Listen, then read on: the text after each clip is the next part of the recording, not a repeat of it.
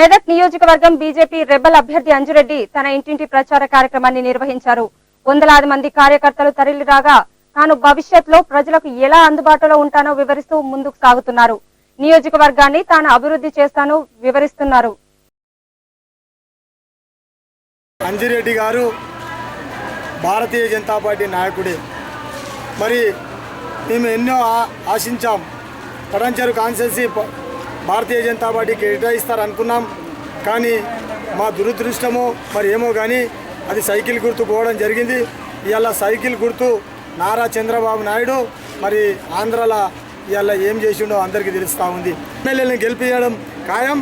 మరి అంజిరెడ్డి గారిని రేపు కూడా ఒక సేవకునిగా ఈ పొటంచేరు ప్రాంతానికి, ఈ పొటంచేరు పల్లెలకు అందరికి కూడా సేవ చేపిస్తాం. వంటింటికి పోతే ముందుగా వచ్చేది గ్యాస్ పొయ్యి గుర్తు.